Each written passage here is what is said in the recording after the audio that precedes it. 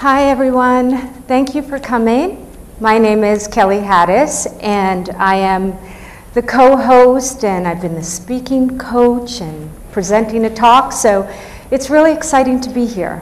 I just want to thank you for coming out. So as we're waiting for my deck to come out so I can begin, that would be wonderful. How are you all doing? Good? Yeah? Happy to be here? Still raining outside? All right, well, cool. We're still waiting for that deck, the computer. Yeah? I am. You know I'm speaking from the heart, because this is all ad lib. No, I do, but you're right. And I always speak from the heart, but you know what? I have some really cool slides, and I want to share them. So, you know, I went through the hassle of preparing them, and I'd love to share them. So it's coming right up. Is there a Wi-Fi password? Yeah, it's, Chris, is there a Wi-Fi password? Yes. Fall in all caps, F-A-L-L, season, all lower. And can I have the remote, please? Is this the remote? That's Okay. a fall, all caps, season, all I need the underscore, remote. exclamation point. If you have it. Is the remote inside? I don't know what remote you're using. Okay. Entertain.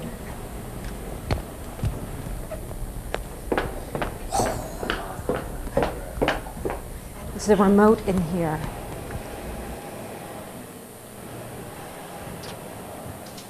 What is she missing?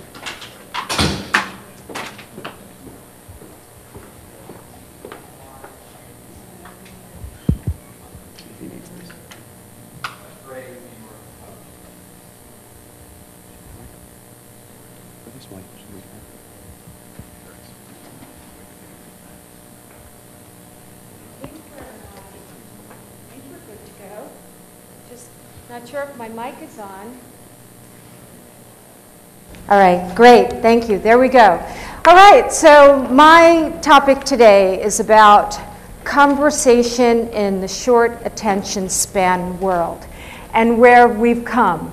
And we use platforms like Facebook and Twitter to get our ideas across, but we only have 140 characters to make our ideas come across, and often it's not enough.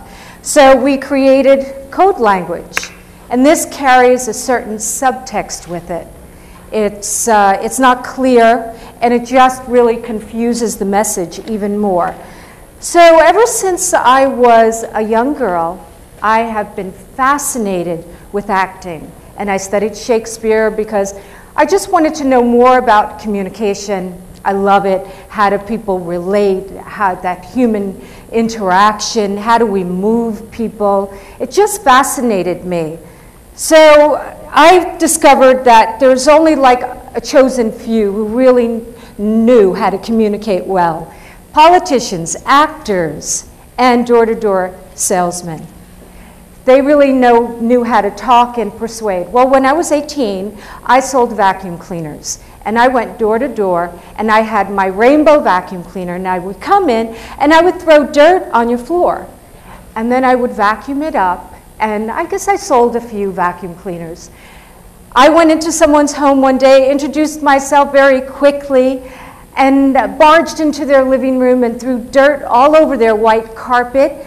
And then they turned to me and said, "Oh, we don't have any power." And I was like, oh my God, you don't have power. The hell? So there I was on my hands and knees cleaning up the dirt. And I retired after that. But I realized there was a communication error that I had. I was so self-absorbed. I only cared about myself and my objective and go in there and win and don't take anyone else into consideration. So I wanted to go, after that, I wanted to discover what's the root of communication. So like the Miami Heat's Big Three, we have our Aristotle's Big Three. And he says, for the art of persuasion, for the art of speech, if we really, really want to know how to talk well, there are three things that we need. Ethos, which is about our credibility. Logos, which is about how logical we come across. And then there's pathos, which is my favorite. It's emotions, and it's how we affect people. And what's so great about pathos, it can only be achieved with the human voice. That's it. So in conflict you need it, negotiating, telling someone you love them, it's absolutely necessary to come across with that emotion. So what happens? From Aristotle up into the Industrial Revolution, we're okay. Industrial Revolution, people move from rural areas to the cities, from farms to factories. People forget about communicating with each other. And we begin to see this climax in the .com, where it's just about information. That's what we're concerned with. So we're kind of isolating ourselves. It's just the computer and me, our dialogue. That's it. So now what happens after the tragedy of 9/11? We start to come together more as a nation, even globally. People want to reach out. They want people to understand. They want to connect. So we yearn for that human connection. And something that happens at this point is Meetup. And Scott Heiferman, the CEO of Meetup, created technology that really was kind of stemmed from 9/11 because he wanted people to connect. So he wanted to use the internet. And ever since that, we've been out, like here, you know, we find each other now on the internet. It's no longer weird. You know, we make friends on the internet, business connections. It makes sense.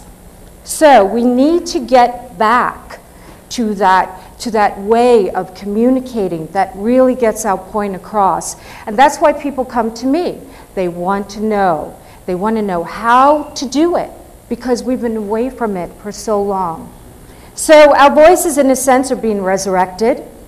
And we really want to learn the art. We want to learn the technique. And actually, it takes a little while and it takes some training, but boy, once you find it, it's great. Public speaking, whatever it might be, in a boardroom, even on a personal level. It's so nice to be able to communicate your thoughts. So with that, with the information age, we're now shifting into the communication age, and this becomes really important. So now more than ever, while cultural borders are softening, and we're talking to people, you know, halfway around the world in real time, we really need to have great communication skills. And who knows where technology is leading us in the future. Maybe there'll be technology that can read our minds, so we do have to make sure that we get our point across. Anyway, well, thank you. That is my talk, and I appreciate the audience. Thank you so much.